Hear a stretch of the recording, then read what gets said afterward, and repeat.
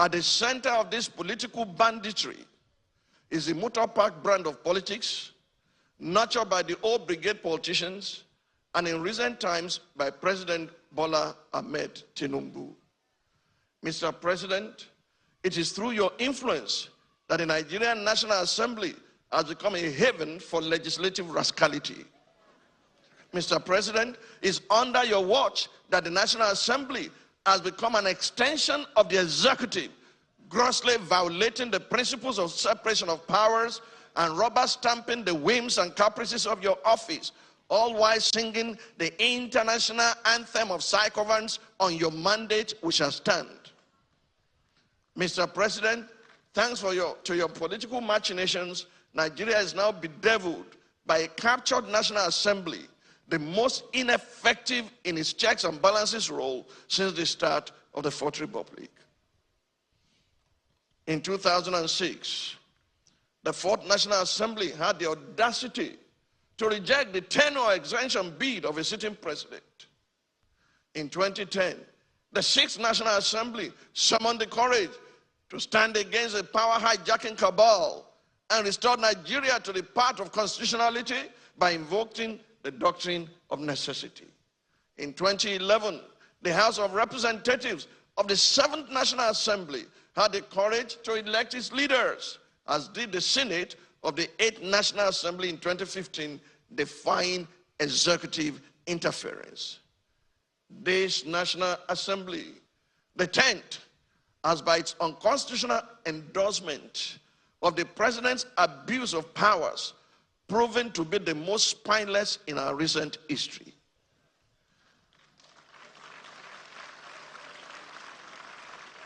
Through its actions and inactions, the National Assembly has in effect become the 48th member of the President's cabinet.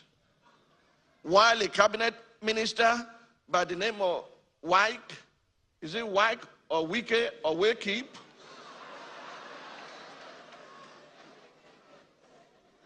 Why a cabinet minister has more or less become a third-time state governor in Rivers State, pampered by the indulgences of the president. Recent events have made it clear to Nigerians that had this assembly been in place in 2006, when the third-term agenda was proposed, our democracy would have since morphed into one of Africa's lamentable tales of sit-tight dictatorship.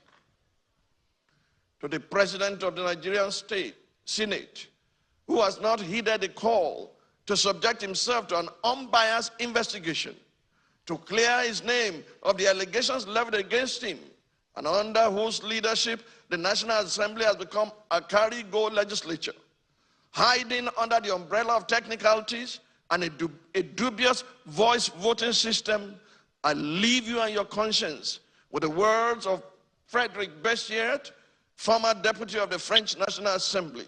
He said, and I quote, "When plunder becomes a way of life for a group of men in a society, over the course of time, they create for themselves a legal system that authorizes it and a moral code that glorifies it."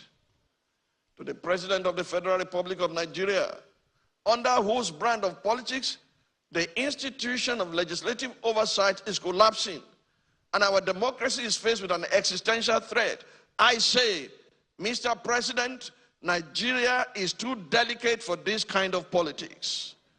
If this state capture was what you meant by a Milokan, it is an anticlimax that can only be counterproductive at the end. I urge you, Mr. President, to think deeply and reflect on these words. No man is wise enough, nor good enough to be trusted with unlimited power. Mr. President, please stop playing God.